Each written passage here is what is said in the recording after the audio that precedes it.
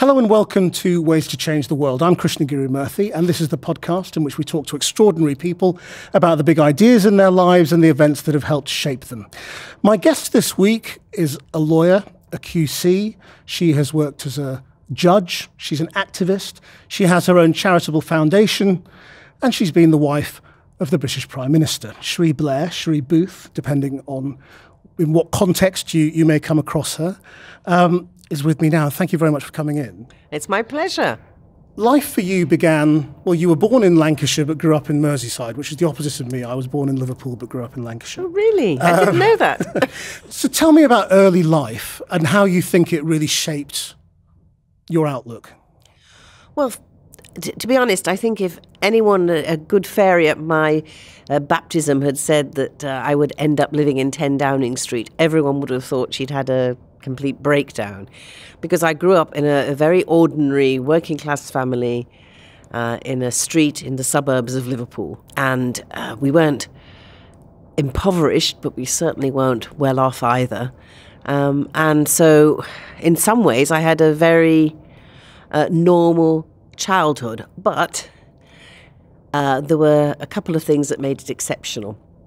The first one is that my father turned out to become one of Liverpool's famous sons. Tony Booth. Tony Booth, and that was particularly when he was on the television in Till Death Do Us Part. So that meant from an early age I experienced what it was like to have somebody in my family who was famous, little knowing that that was a pattern that was going to continue. And the other big thing that happened was that, of course, my father left my mother when I was 8, well, actually probably a bit before that, but that's when I became aware of it. And so I was brought up in a single-parent family by my mother, my sister and myself, and we lived with her mother-in-law, my father's mother, and we lived with my father's family in Liverpool. And were you political as a child? I mean, what's your first sort of political memory? I was political as a child. My father, of course, remained political. He made his first trip to Downing Street during Harold Wilson's years as a well-known Labour supporter.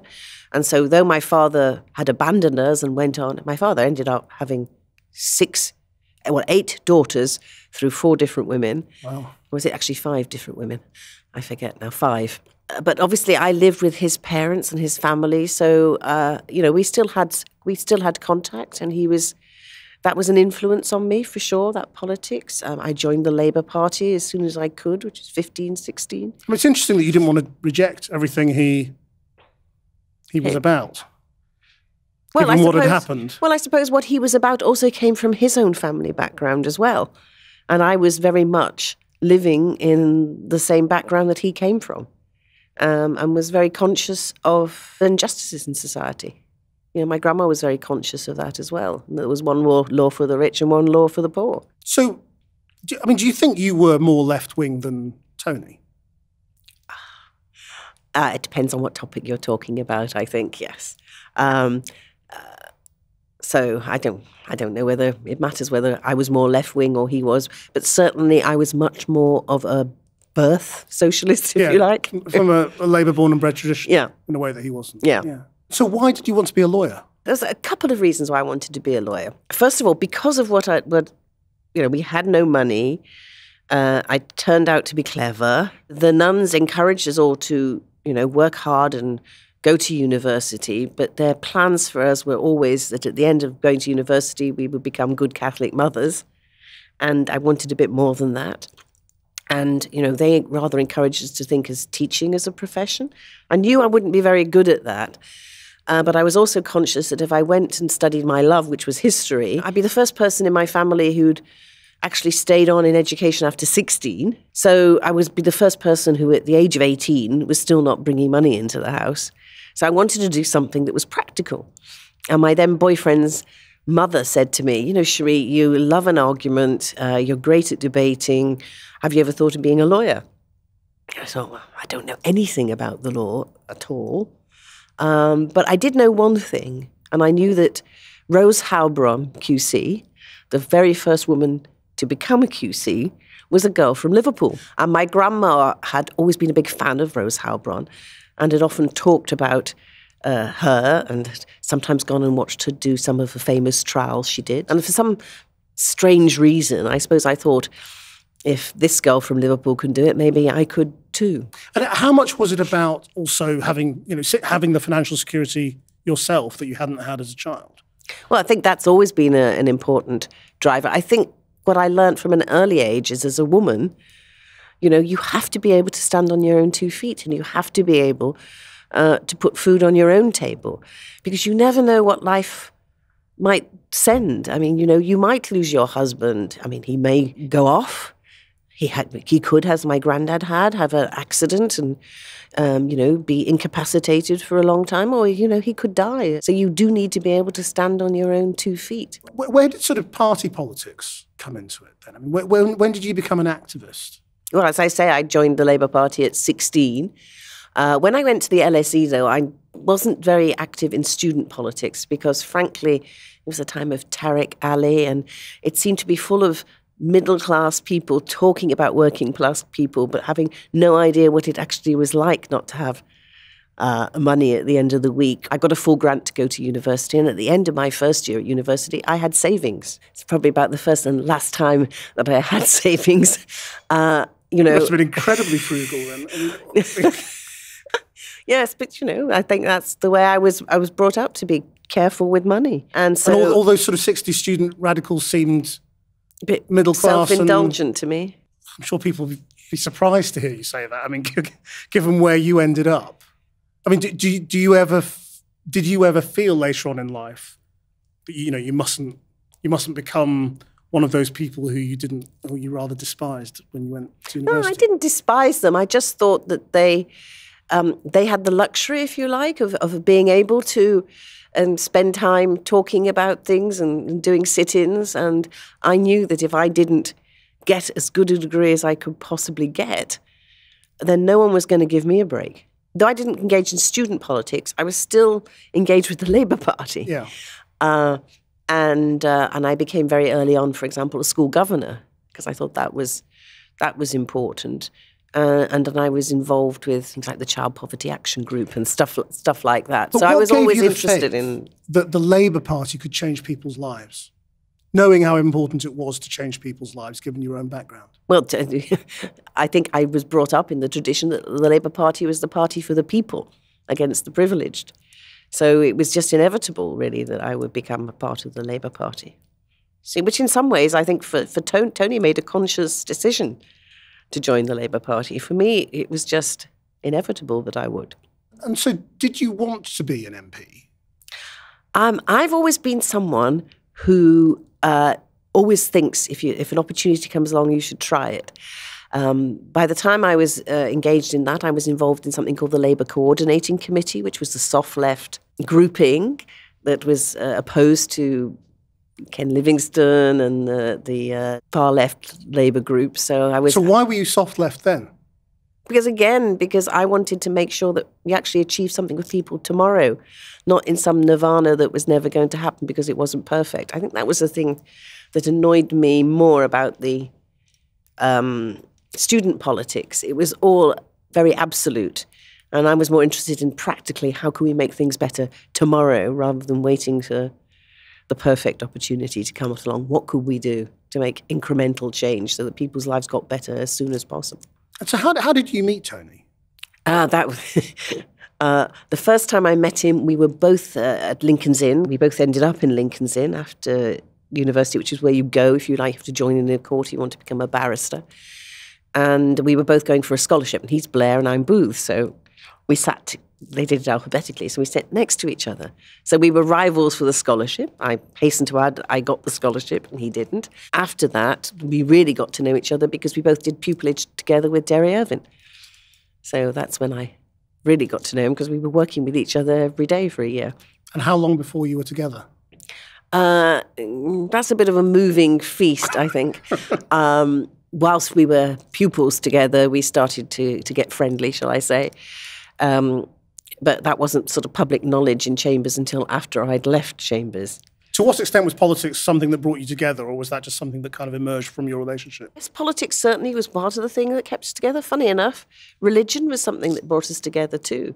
Even though he wasn't Catholic? Even though he wasn't Catholic, but he was very, I think he got confirmed at 21 at Oxford. So I think he'd met people there that had alerted him to a sort of more radical left-wing Christianity, if you like. He was the first person in that context that actually was interested in speaking to me about things like that. And again, that's part of the tradition that I'd come through from the Catholic tradition. So what did you want in those days? I mean, how did you see your future? There you are. You've come a long way from childhood.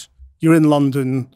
You're a barrister at the beginning of a very successful career. And you can probably already tell at that stage, can't you? Because you've got pupillage, you're in a big chambers, you've had a scholarship. So the world is in front of you. No, actually, that's the funny thing about it is you would think, now, if I was a man and that was the position, absolutely, that would be the case. You could see silk in 20 years' time. But I found myself, for the first time, suddenly conscious there was a big problem with that particular pattern, and that was that I was a woman. So back in 1976, when I was called to the bar, only 10% of the students being called to the bar were women. There were women practicing, but I can't recall in my entire pupillage actually seeing a woman against Derry Irvine in any of his cases. So there were no role models for you? Well, apart from, Rose Halbrand, but what I realised then, that Rose Halbrand was so famous because she was so rare. And at the end of my year in a pupillage, Derry made it perfectly clear that he could get one of his pupils a tenancy, and one of them was a boy and one of them was a girl. So obviously, the boy had the better chance. Even though, as you say, it was me who came top of the bar finals, it was me who had the first-class degree. Nevertheless, it was also me, I think, who was much more publicly interested in politics. It wasn't actually true that I was more interested in politics than Tony. It was just that he was more clever at concealing it, I think, really. And so it seemed at the time, I think they probably thought I might well go off and do politics, which is ironical, really, because here I am still a lawyer over 40 years later. And, it was Tony who actually went off and did politics pretty well. Did you encounter, straightforward sexism or sexual harassment in those days or anything like that? Certainly the attitude to female lawyers. You'd go to courtrooms and, people would think you were the secretary. That happened often.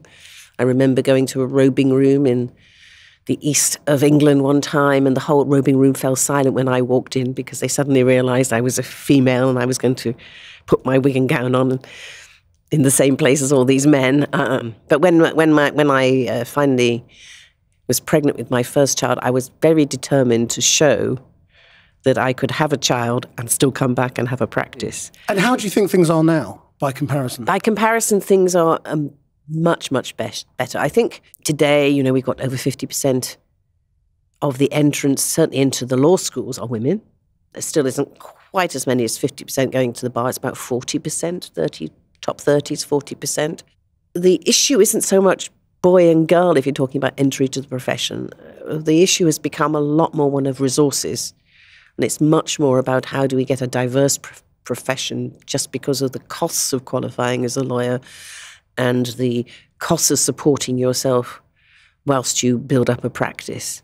When I was starting, I mentioned I had a full grant. I actually got a grant to do my bar finals. By the time my sister went to become a lawyer, that grant to do your professional exams had ceased, but I was earning enough as a barrister then to pay for that for her. And in terms of sort of what you've achieved as a lawyer now, when you look back, I want to go back to the politics, but as you stand where you are, do you feel, and put modesty aside for a second, do you feel you've changed the world? Because you've worked in human rights and employment, you've fought for people's rights in all sorts of different ways. Do you think you have achieved change over the course of your career? I definitely think that the law is one of the ways you can change the world. Even if it is one person or one case at a time, you can create lasting changes. Give me an example. So whether it's doing equal pay cases that I did that established part-time workers' pension rights, for example, or doing a case in education law when I won the very first ever. We went right up to the House of Lords to establish that a local authority could be liable for failing to diagnose dyslexia in a student, to a case I did later on in relation to the Human Rights Act, and it was Begum and the school, Lord Grey's school, which was a famous case about whether a girl who was excluded from school for refusing to wear a chamois camise and wanting to wear a jilbab instead, whether that was a breach of her human rights, which I won in the Court of Appeal but lost in the House of Lords as it was then. Much to my daughter's delight, she was at the time very cross with me, saying, how could I as a feminist take this case? What is the answer to those questions? I mean, when you are at odds yourself with a case? Well, actually, I wasn't at odds myself in that case because, contrary to what some of the reporting suggested, Shabina Begum knew her own mind and wasn't being manipulated by others. And that's sometimes an assumption, isn't it, that's made about Muslim women, particularly young Muslim women, that clearly they're all manipulated by others. That wasn't the case as far as I spoke to her. And the tragedy for her was in her first year, when she should have been starting her GCSEs, she was actually excluded from school because she had this deeply held religious belief that was her religious belief. It wasn't everybody who holds that religion, including the head teacher of the school, but it was her deeply held belief that she needed to cover up between her ankles and her knees. And that's what it came down to. But it was interesting to see how everyone assumed that as a 16-year-old girl, as she was then, she had to have had someone else tell her what that was. I mean, just as an aside, we are now in this period where judges are suddenly very high profile. The courts are seen as activists, very, very controversial. They're put on the front pages of newspapers and called judges should not enemies be of the people and all of this kind of thing. Yeah. I don't think we should just accept that as the way things are. It's not right that is the case. It's not the way our system works. And our judges, in fact, all give up their political affiliations when they become judges. And I know that because my own brother-in-law, Tony's brother, did that when he became a High Court judge. So how do you feel about the way judges are being portrayed at the moment? I think it's a very dangerous attack on what is the way the British Constitution works and the important role that the independent judiciary plays in that. So the idea that some politicians have been raising of sort of hearings for Supreme Court judges the way we have in America, you know, that judges should be appointed by the Prime Minister and should go through political confirmation processes. Would that fill you with horror? Well, because their system is different. I mean, and there's no doubt at all that they even have election for some of their judges.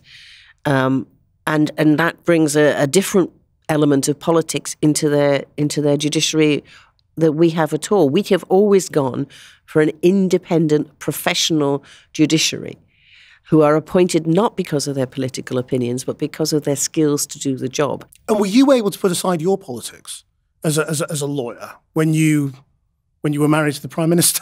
No, look, absolutely. Look, because the papers used to have fun sometimes when you'd be up against the government. Well, of course, exactly. And of course, the irony is, before my husband became Prime Minister, it was a Tory Chancellor who made me, Lord Chancellor that is, who made me a QC.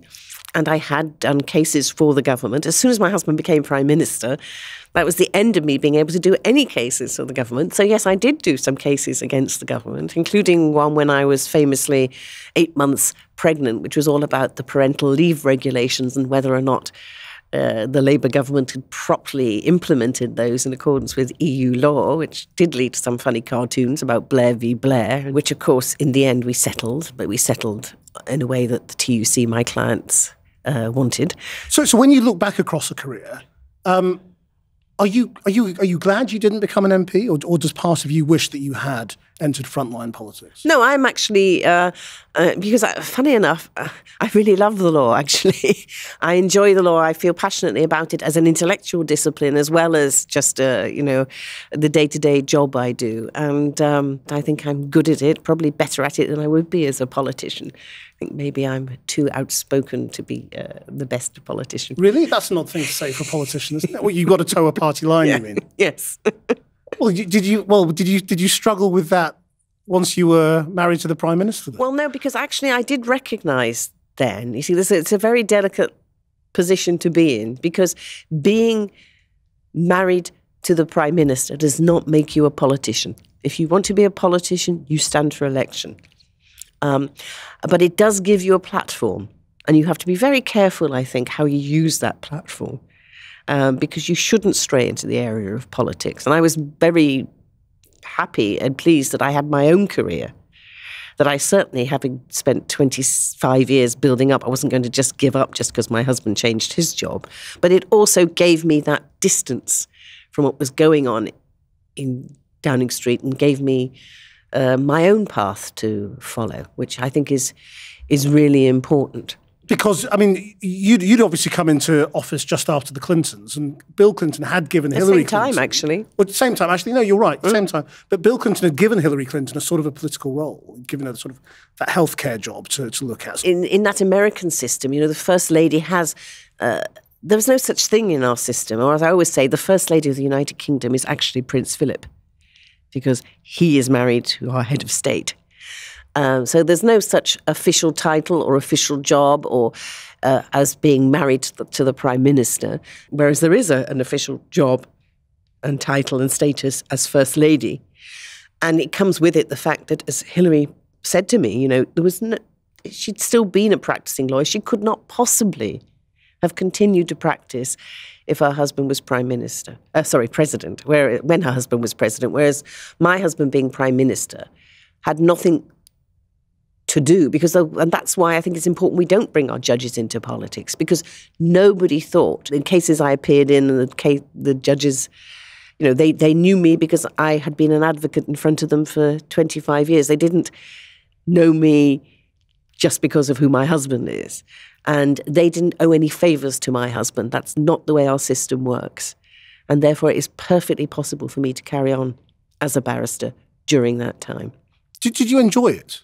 What, being a barrister? No, that period, you know, from sort of just before 97, suddenly you're sort of back in this place where your every move is being followed.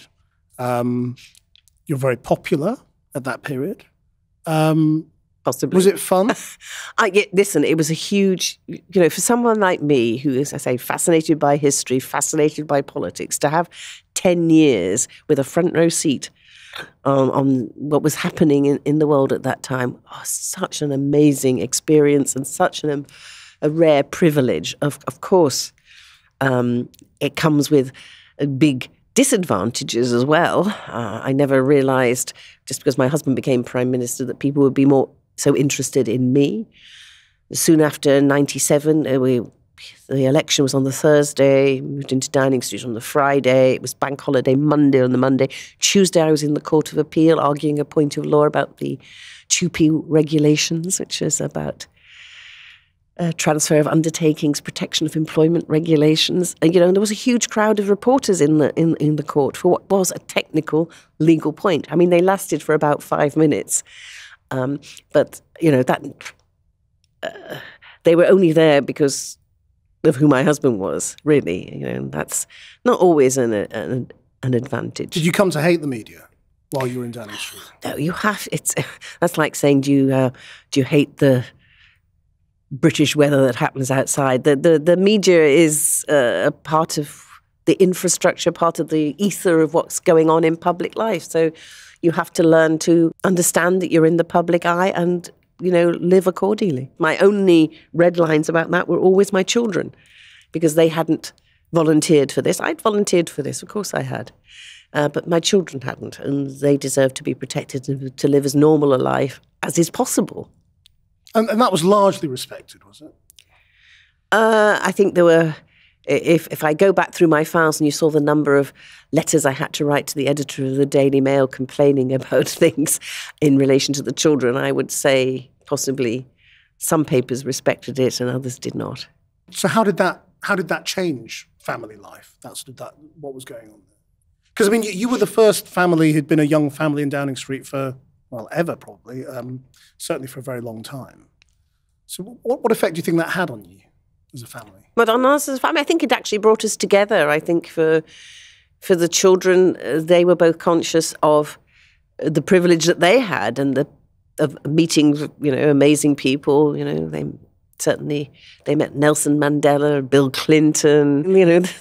Those were the perks, if you like. But they were also very conscious, especially as they were teenagers, of the disadvantages of that. When some of the policies that might or might not have been agreed in school with certainly other pupils, but also sometimes teachers too. So how much? Because when you talk about your early life, I mean, it sounds like you were the political thinker before he was, in a way. So, no, so I think what?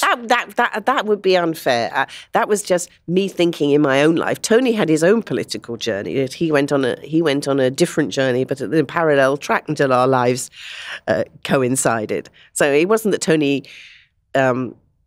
didn't think about politics and that it was me who converted him to politics. That would not be true. When we met, he already had a view about politics. So what? How much do you think you would change his mind about things, or how were you? You can't have always been in tune on everything. I mean, and what would happen if you disagreed? Well, we could disagree. I mean, I'm sure you disagree with your wife sometimes. It's not unheard of. Though I always like to win arguments, sometimes I recognise I can't win them. And particularly, when he's Prime Minister, because there's many things that I don't know. I always say that one of the dynamics in family life is that whilst when we were in Downing Street is before, obviously, with me working full-time and also before he became Prime Minister, even after he became Prime Minister, earning more money than him, there was an equality in our relationship. He would help out with the children when he could. But when he becomes Prime Minister, then you go into a whole different universe. And the Downing Street, he liked to come home, especially after Leo was born, to put Leo to bed. The Prime Minister's diary would come round in the morning, and it would have him coming up at 7, and the idea was, that his dinner would be waiting, he would be ready, and the baby would be ready. Sometimes there were days when 7 o'clock would come and his dinner would be ready and the baby would be ready and there would be no Prime Minister. And, 8 o'clock would come and there'd still be no Prime Minister and the dinner would be spoilt and the baby would be very, very irritable. And then, he'd turn up and if we were still living in Islington, there would have been, explanations to be had. But he would turn up and he'd say, "I'm really sorry, I had to do a video conference with the President of the United States." And you had to think, actually, that's really a good excuse. It's a good excuse. So you have that slightly change the dynamic. The difficulty after Downing Street is trying to get him to adjust again to the idea that not everything he does is more important than what I'm doing. Well, is anything he does more important than you know? I mean, or can that? Well, I mean, so I mean, did you in a way have to fight sort of institutional sexism again once you were in Downing Street? I mean, you got there, you're a QC, you're in Downing Street, and then all of a sudden, the system is designed really for a woman who's kind of compliant. Is very much so. The system is certainly was when we came in. That the idea was, and you'd meet a lot of others. I did spouses of not just heads of state, but also heads of government. And they would have provided for them, meals and all this sort of thing. But in Downing Street, the Prime Minister was expected to look after his own meals. Essentially, that meant the Prime Minister's spouse was expected to look after his own meals. And when I first came in, of course, I was Cherie Booth QC, and I wanted to, there'd be invitations going out, and I wanted Cherie Booth QC to go on there, and Downing Street would say, no, it has to be Cherie Blair QC. And I'd say, but it's actually Cherie Booth QC. And I remember we had 98, we had a European Council, we had the presidency, and the spouses were invited to the spouses program, and the Foreign Office said, you can't say Cherie Booth QC in your invitations to the spouses. You have to say Cherie Blair because they won't know who Cherie Booth QC is. And then when the spouses turned up, the Spanish Prime Minister's wife came in. She was Ana Botella, not Anna Aznar, because in Spain they don't take their husband's wife. The Danish and Swedish spouses turn up. They didn't have their husband's name either. So the Foreign Office had basically bamboozled me into thinking that this was the truth, but it didn't have to be. But, honestly, it's a bit, in the end, what's in a name? It's a bit trivial, really, isn't it? I mean, so let's get forward. I mean, you talked about now. How do you feel about the way Tony Blair is regarded? I mean, do you feel protective of him? Do you think he's judged harshly? Because he's now in that sort of category of politicians about which people have fierce, long-standing views, like Margaret Thatcher. And a lot of people just, are very, very angry with him still and will never get over it. I mean, do you think he's unfairly judged? Look, he's my husband, so obviously I have an extremely positive view of him. I remain extremely proud of him and all that the Labour government achieved under his leadership and indeed under the leadership of Gordon for those years from 97 to 2010. And I think that if people judge the government on its overall record, then they will see how, frankly, I think Britain was in a much better place then than they are now. But, at the end of the day, he is a historical figure and history will judge his place accordingly. Do you think we judge people in the right way, with the right criteria right now? Because, I mean, things seem very polarized, very harsh. And we also seem to be in a place, I think, at the moment where we have these generations of politicians who get to the top, much younger than politicians ever did before, leave the stage just when they've got all the skills and the experience to be able to do things. And then we're left with a bunch of people who don't know anything again. Well, but there's a cycle of politics. I've just come back from the party conference season, and this is what I keep thinking. It's just like we've got all these really talented people in Britain who aren't anything to do with running the country anymore. Yeah. But there is a cycle of politics. You're absolutely right. And Tony often talks about the irony, for example, in international affairs and the Middle East and all that, how much he knows now so much more than he did then because he's had time to focus on that. And of course, governing is hard, and it's one of the reasons why his institute does a lot of work with African and other governments to help them with delivery units and actually making the system of government work. Because even when Tony, you become prime minister and you suddenly discover you don't just change everything overnight. And that's important. And so there is a cycle, and as you get better practiced at it, obviously, you're able to move the ship of state in the direction you want to move it. But there is also an argument, of course, that you can stay too long on the political stage. And that's what democracy is all about, because do you think you should come back? Close, is what I'm saying. You become closer to you're closer to the people, if you like, when you're not prime minister. And by definition, the longer you stay prime minister, with all the things that of necessity that entails, which these days sadly means living behind gates where people can't just walk up and necessarily talk to you, living with police protection.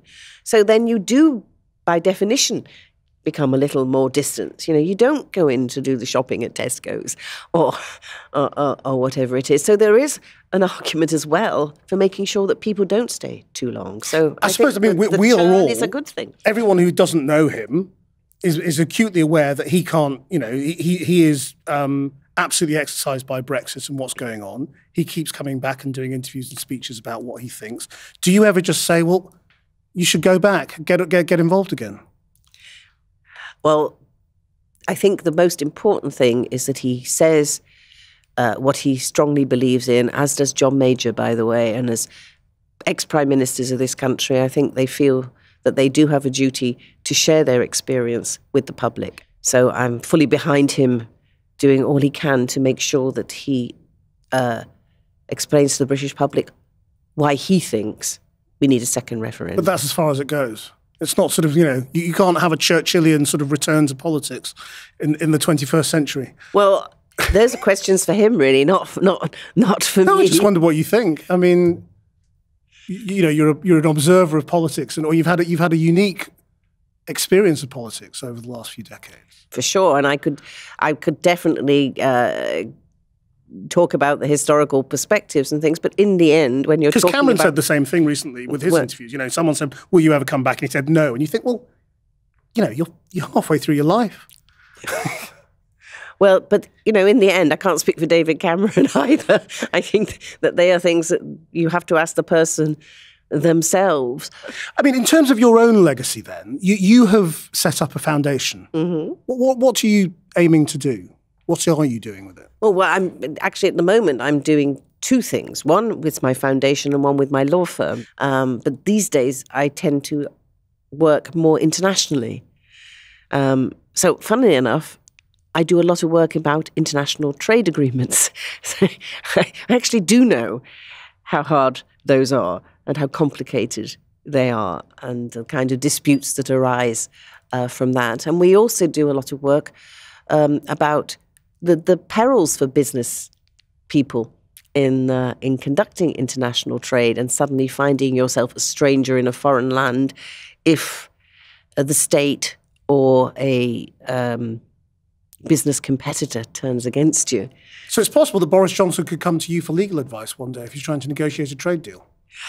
I don't think that Boris Johnson would necessarily choose me as his first choice as his lawyer. But it's theoretically possible. Theoretically possible, absolutely theoretically possible. And indeed, I have been to countries who are more low and middle income countries and talked to them about what they need to look for in negotiating a trade dispute. So what's your instinct when it comes to how easy it would be to negotiate these sorts of things? Listen, you don't need me to tell you it's not easy at all.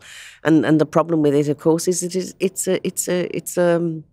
it's a negotiation, and it depends on the relative strength of the two parties. And many of the countries, for example, I was in Rwanda just a few weeks past, leading a delegation of women investors who are interested in investing in Rwanda, where not only do I do occasional legal work, but also my foundation has projects. And we had a meeting with the foreign minister of Rwanda, and he was explaining to us why the African Union's idea of a free trade area in Africa matters so much to Rwanda, and why the East African free trade area, which Rwanda is a part of, is so important. And he actually said, the Chinese and the Americans are very keen to do unilateral trade agreements with us in Rwanda, but we resist that because, as Rwanda, a small country of 12 million people, we don't have the same negotiating power as we do as part of a community of either the East African countries or the bigger African Union countries. And I'm afraid that that will be the same for Britain. We will have less negotiating power as a country of 60 to 70 million people negotiating with, the billion odd people in China or India or 300 million or whatever it is in the USA, and than we would as part of the 250 million of the EU. Just sheer numbers and negotiating position makes that obvious, doesn't it? So tell me more about the foundation. What else does it do? Well, the foundation also comes out of my passion for women. And my belief, as I said before, that women both have incredible talents, but also have incredible barriers that prevent them from using their talents. And so when we left Downing Street, I wanted to turn that experience into something that wasn't just a great experience for me, but something that I could use to make a difference for other people as well. So what does it do? So the foundation works with women entrepreneurs. So that's women who have set up or own their own businesses so that they're making money to support themselves, their families, and actually to give other people jobs so they could be the change makers in their society. And we use technology in particular to help reach these women on a scale and join these women up in a way that without technology you couldn't possibly do. So we teach business skills, we set up networks and mentoring programs that help women to grow and expand their businesses. And which are the main countries you're in? So Africa is one of our big focuses. We've got a big program in Mexico, which we'd like to expand into the rest of South and Central America. And we also have programs in Asia, including India, Indonesia, in Vietnam. And is it all funded through just private donation? It's actually funded partly through philanthropy, but partly through actually about 70% of our income comes with our relationships with corporations. So, for example, we at the moment we have a very successful partnership with the ExxonMobil Foundation, where we are doing our program called Road to Growth in Nigeria, and that is what we call a blended learning program. So it allows women who have their own businesses to both do some face-to-face training in business skills, but also do a lot of it online so that they don't have to give up working full-time in order to improve their business skills. Because, you can be very good at what you do, but there's plenty about running a business which isn't just intuitive. How to read a balance sheet, how to know when to invest in capital, marketing skills, how to manage your employees. These things are things you can learn. They're not necessarily intuitive. So on that Road to Growth program, for example, we've had a number of amazing women. One of them was a psychologist. She'd actually trained here, and she'd gone back to Lagos to set up a psychology clinic, day centre. And she started that, and then she realised that actually, she knew how to do the medical side of it, but running a business was more than that. And she came on our course in order to learn about how to build a business plan, how to run a balance sheet, how to manage people in a way that she'd never done in her medical training. And do you have any qualms about taking money from the likes of ExxonMobil or the oil industry, who for many people are, the worst of the worst ethically? Or do you think, well, they've got money, we need that money, let them do some good? Well, absolutely. I think that, ExxonMobil is only one of the many people we work with, and we have no qualms at all in taking money from the ExxonMobil Foundation, and for the fact that they do good business means that they can put a lot of money into the endowment of their foundation, and they have been huge partners to us. Another partner for us, for example, is Bank of America, and they've been huge partners in our mentoring platform, because I mentioned that we do mentoring. In fact, we are quite a leader in what would be cross-boundary, cross-country mentoring. And our mentoring platform enables me to say that we're in over 100 countries, because it's based here in the UK, but it's on the web. And so Bank of America, for example, have given us every year 100 of their employees who they see it as part of their leadership training for their future leaders. And as part of that, they do a year helping a woman entrepreneur across the world develop her business plan, be the listening ear that doesn't solve the problems for her, but helps her come to the right solutions for those problems. And what about your own career? I suppose having been in Downing Street, that must have had an effect on the direction your career was able to take, because of the kind of work you were able to do. Well, it did indeed, and it's partly one of the reasons why I now do international law. So, and I don't know whether you're allowed as lawyers to say, I'd like to be on the Supreme Court, or I'd like to be on this or that. Are you able to have a legal ambition now? Well, do you have one? If you'd asked me at the beginning of my legal career, or indeed even in 1997, what my ambition was always to be a High Court judge and go as high as that might take me. But, 10 years married to the Prime Minister meant that my time had passed, if you like. By that time, I had myself been introduced to the opportunities there were for me to do things across the world. And therefore, my life took a different turn, both through the foundation, helping women across the world, and through my legal practice, combining that interest in law and politics and some knowledge of how the two come together to work on what we describe as the elegant solutions to complicated commercial disputes. And if you could just change the world, if you had a magic wand, how would you change it? Well, obviously, I would build a world where men and women truly are equal, and where lip service isn't just paid to the fact that we're all born equal, but actually women do get the same opportunities as men, because frankly, there is no country in the world where that's happening at the moment. And according to the World Economic Forum, it's going to take 202 years before men and women get equal opportunities in the employment and the sphere of the economy. And that is not good enough, because I'm a grandmother now. And it was bad enough. I thought by now we would have equality, and we don't. But, on that statistic, my granddaughter's granddaughter will be possibly able to say, we live in that world. And it's too long to wait. It's going to have to happen quickly.